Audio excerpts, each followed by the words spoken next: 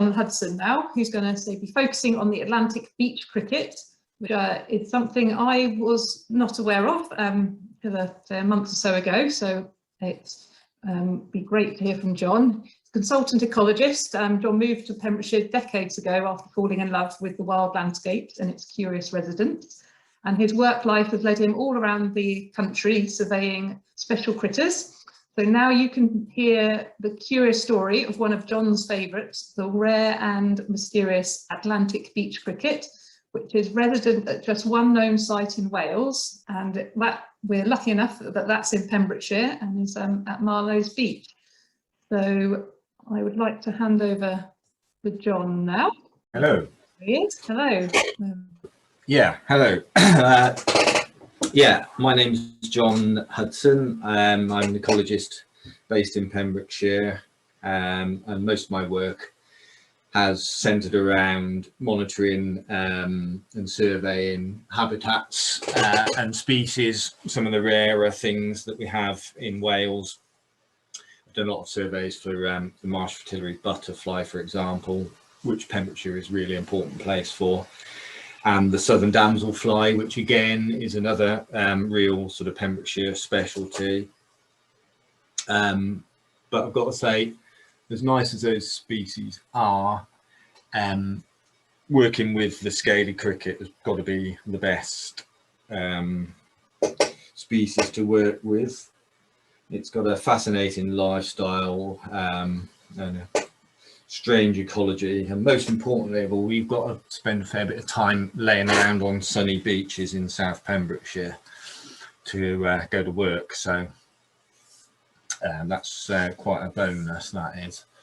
So scaly cricket is a obscure little creature which, well, let's see if we can get a photo of it up. There we go, the scaly cricket. It's lives in the little gaps in between the shingle on beaches. It's around sort of 15 to 20 millimeters long, and it's very rare, and it's found on exposed shingle beaches all the way down the coast of Atlantic Europe. It feeds on the rotting debris along strand lines, all the seaweed and various materials that get mushed up into the gaps in between the pebbles. They're not difficult to find, but you do have to look for them, and summer is probably the easiest time to find them because, apart from anything else, your hands freeze turning over the stones looking for them in the winter. So it looks a bit like an earwig. Crickets and grasshoppers are actually fairly closely related to earwigs, so it's like a sort of fat earwig with big legs that lives on the beach. This is sort of fairly typical kind of view of scaly crickets scuttling about on the shingle. They are a male. There's a male on the right here. You can tell the males from the females. The male has these two little bristles on his back end here. And the female has the two bristles, but also this egg-laying device here. And again, they don't have any wings like some crickets and grasshoppers do. They've got a very complex 2-year lifestyle. The female lays the eggs in the autumn of 1 year, then the eggs hatch and the nymphs overwinter and then reach maturity in the summer. And then, to further complicate matters, some adults survive over winter, and this means you get populations of adults and nymphs of all different ages all together at any one time.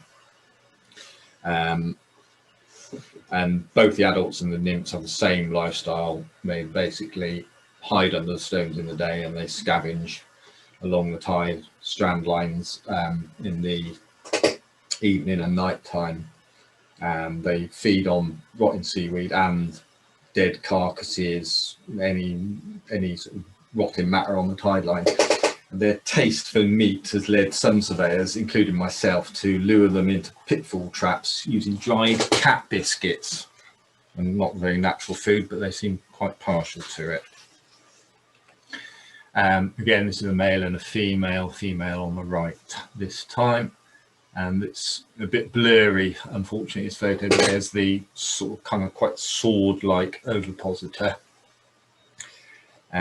which they use to lay their eggs into debris that collects along the strand line as well.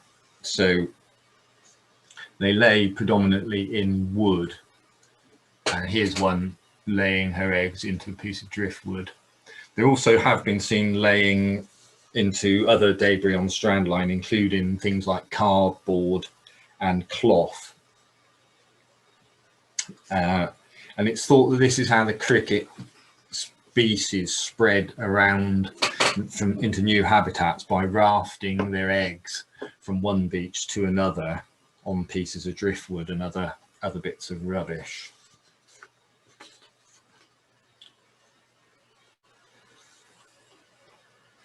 So talking about the distribution of the species and its rarity and its discovery, you can see from this map, it shows the records of the scaly cricket in Britain and indeed Northern Europe. There's 2 in England and 1 in Wales. There should be a dot on the Channel Islands here, but for some reason there isn't. Globally, there are fewer than 30 known beaches that support the scaly cricket in the whole world. There is 1 population in the Channel Islands, like I said, 1 at Chisel Beach in Dorset, 1 at Branscombe in Devon, and 1 at Marloes here in Pembrokeshire. It's found all the way along the Atlantic coast, from the UK in the north right down to the Canary Isles in the south. It's classified by the International Union for Conservation of Nature as vulnerable, and to put this into context, that's the same classification as the African elephant. So it's quite a rarity indeed.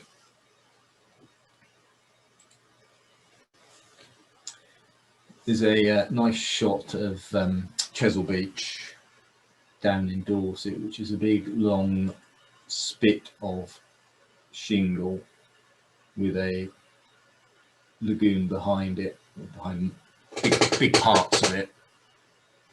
And this is where the scaly cricket was first discovered in Britain in 1949, when a single female was captured on Chesil Beach in Dorset. It was 28 years before somebody found the male. Hopefully they weren't quite as rare as this. Presumably nobody was looking. And for nearly half a century, Chesil Beach remained the only known site where this species could be found in Britain. Indeed, the colony in Dorset was so far away from any known populations in southern Europe that it was thought that it was possibly, or quite likely to be, an introduction that had arrived at Portland Naval Base in sandballast from the Mediterranean region during the Second World War.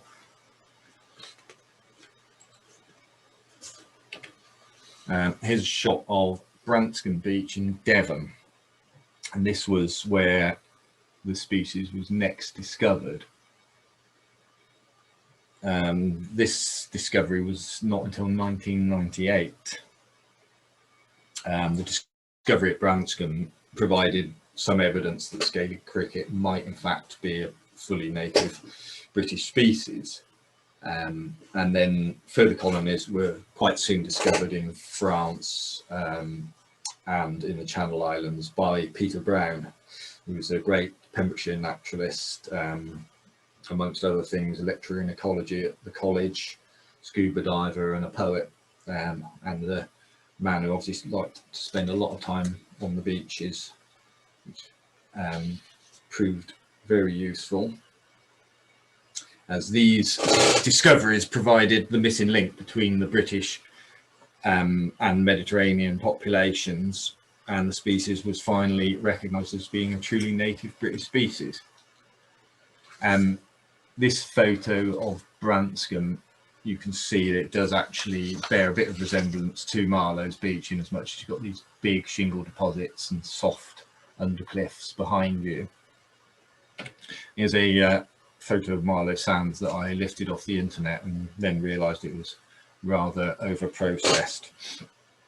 But anyway, it kind of captures the view, showing the habitat where these shingle deposits along the back of the beach here, where it lives. It was first recorded here in 1999, again by Peter Brown, who obviously had found them elsewhere and came home to Pembrokeshire and decided, let's go and have a look at Marloes, and struck gold almost immediately. And since then, it's been found in reasonable numbers pretty much every year since, and it survived a huge series of storms in the winter of 2013-14, which removed a lot of shingle from the beach and caused a great deal of disturbance. And a separate small population was also found at Westdale Bay, not far away, shortly afterwards. So we knew the species was there. We knew it was incredibly rare, but nobody really knew anything about them. And then in 2006, I was contracted by Countryside Council for Wales, as it was then, to develop a monitoring strategy for the scaly cricket in Pembrokeshire and to identify its habitat requirements and to determine the size of the population and its distribution. So on the beach at Marloes, this is an aerial photograph here, which shows the footpath that leads down from the car park down to the beach, and then this is where we set up the monitoring plots where previous records had come from. You can see where these plots are in these shingle deposits at the back of the beach.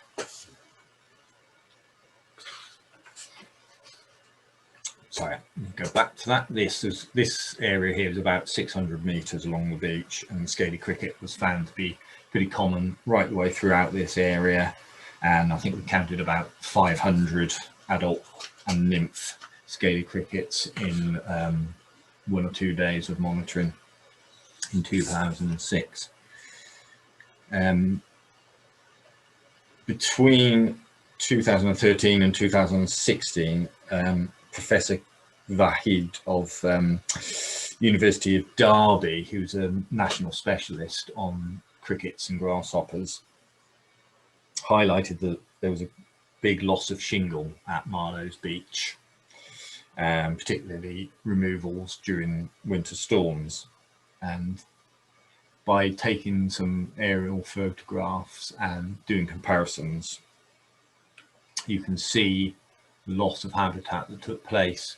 This is close up of that area with, if you look where area 1 plot 5 in particular, and this is 2006 photograph, and this is a 2020 photograph, and you can see, if you flip back and forth between the two, these concentrated shingle deposits have been spread across the beach, removed, particularly where plot 5 is. It's very noticeable, and those deposits haven't come back, so it's not just a sort of temporary thing, or it doesn't appear to be. So when myself and Joey Jones, who's presenting on this, monitored the site again in 2020, we found that the shingle had indeed been reduced. It had been severely reduced, and now suitable habitats only present along about 200 metres of the beach.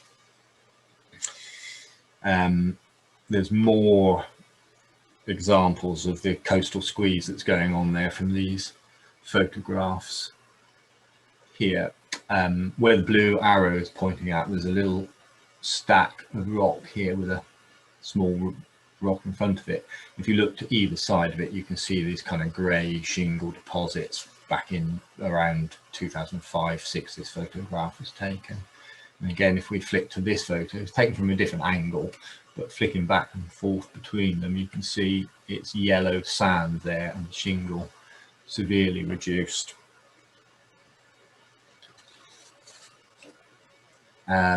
So this photograph here was taken from somewhere around Gateholm Island, and this shows the approximate extent of suitable habitat that was present in 2006, marked by the two yellow lines. Again, the footpath comes down close to the left hand yellow line, and you can see big shingle deposits all the way along the beach here. That was 2006. In 2020, when we went to monitor again, we noticed the habitat starts again roughly in the same place, but had been reduced down to only about here. So probably reduced by 2/3.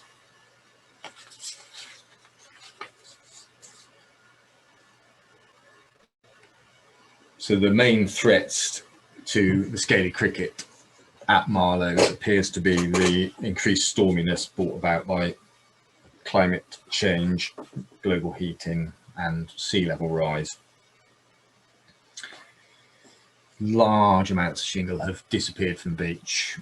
These photos, although they're not the same place, they show the kinds of problems that we're having here, where deep shingle deposits have been reduced down to a shallow layer of shingle over the sand. This dries out and doesn't provide the sort of damp, moist, dark habitats that the scaly cricket really needs to survive and breed in, and makes them much more vulnerable to trampling as well.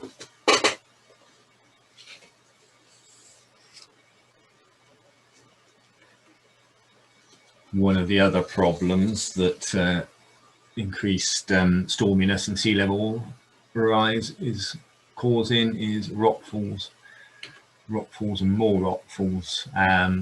A lot of these are back in little gullies that were full of shingle, and some of these were actually scaly cricket monitoring plots back in 2006. They don't provide suitable habitat anymore, so we've had to slightly move some of our monitoring plots into new areas. And obviously at Marloes you have this coastal squeeze going on because the habitat is backed by a cliff, whereas somewhere like Dorset on Chesil Beach, the shingle can roll back, so the habitat is kind of self-maintaining. So there seems to be very little that can be done at Marloes in terms of sort of conserving the habitat for this species. So it's all a bit of a story of doom and gloom, but there are things that we can do. So a question that does arise is, you know, well, what can we do to help? And probably the best thing we can do is not do what these guys here are doing, having a massive fire on Marloes Beach, burning all the driftwood. This species gets around by rafting between beaches, so burning the driftwood will ultimately be burning scaly cricket eggs, which is going to cut down the opportunities this thing has to spread around to new beaches. So probably the best way that we can help is if we're going to have a beach fire or barbecue or down at Marloes or any of the beaches down that way, is to take your firewood down and avoid burning driftwood.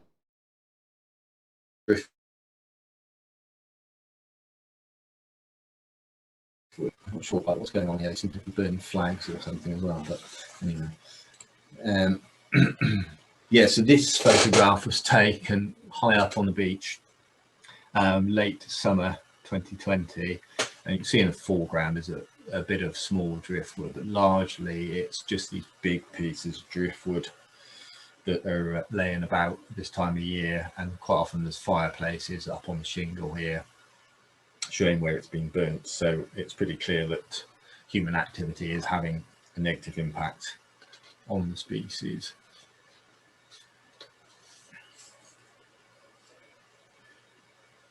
So there seems not very much that can be done to look after the habitat particularly, but there's a few things that could be potentially useful to do to help conserve the species. One of them might be putting up information boards in places like Marloes and West Day, informing people about the presence of this species and the effects that collecting driftwood can have on the population. And it might be useful also to encourage people to bring their own firewood, or perhaps the National Trust could put free firewood supplies in the car parks. And also it's worth being aware of the potential for beach cleans to affect this species. As I mentioned earlier, scaly cricket can lay its eggs in fibrous man-made materials like cardboard, cloth, possibly plastic sponge, any sorts of items that are soft and have crevices and things in. So possibly when beach cleaning, it might be worth leaving items like that on beaches where you know there are scaly cricket populations. And also one thing that I have seen myself in 2006 when I was monitoring was discarded cups, plastic cups, drinks tins, crisp packets. They get water in them, but they often have still got remnants of food in them, and they do attract particularly the nymphs of scaly crickets in, and they fall into the cups and drown. So clearing plastic rubbish from the beach is a really useful thing that anyone can do to help the species. A simple 2-minute beach clean, carrying away items which can drown them, will be a really good way of helping the species on Marloes. More generally, there needs to be an assessment made of other beaches in Pembrokeshire and possibly thought given to carrying out species translocation.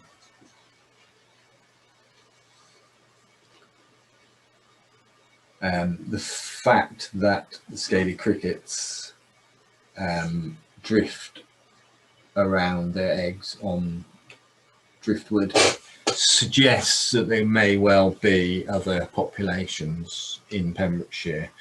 In the summer of 2020, myself and Joey searched a lot of the beaches around Dale, West Dale,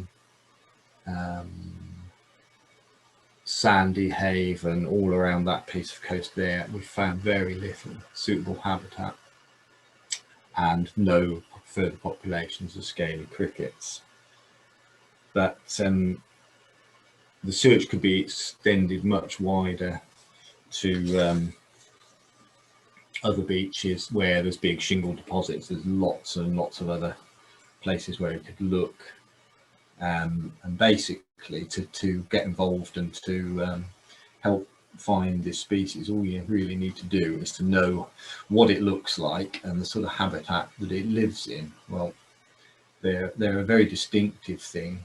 They can be mistaken when you turn over stones for the sea slate, as the sort of big kind of woodlouse type thing.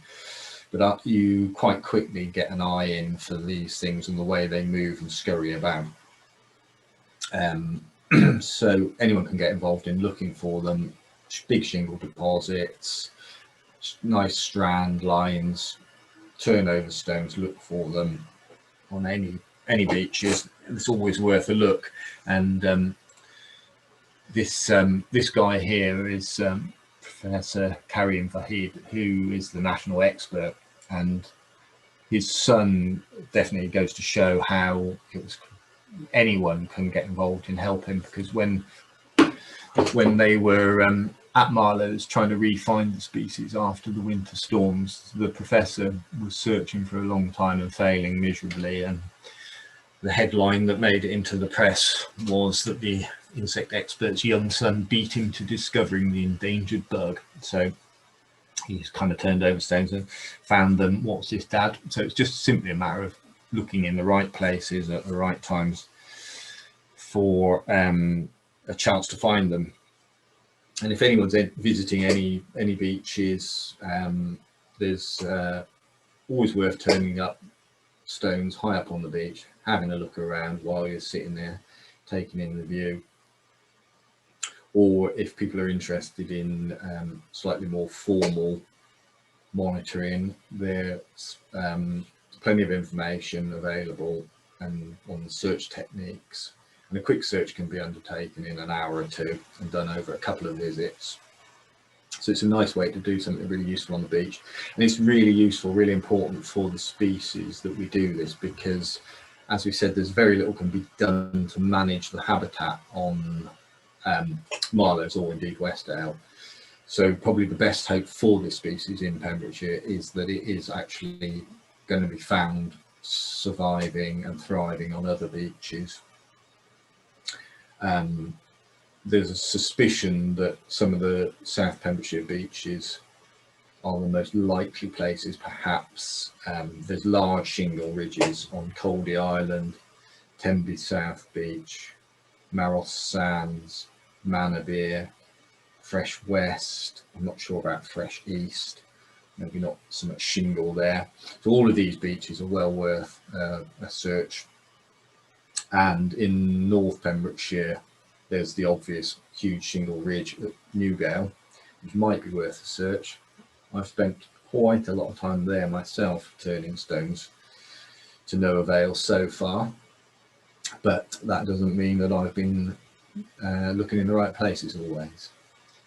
So, and obviously elsewhere up in North Pembrokeshire, I think some of the shingle beaches, Carvey, places like that, south facing beaches, all worth a look.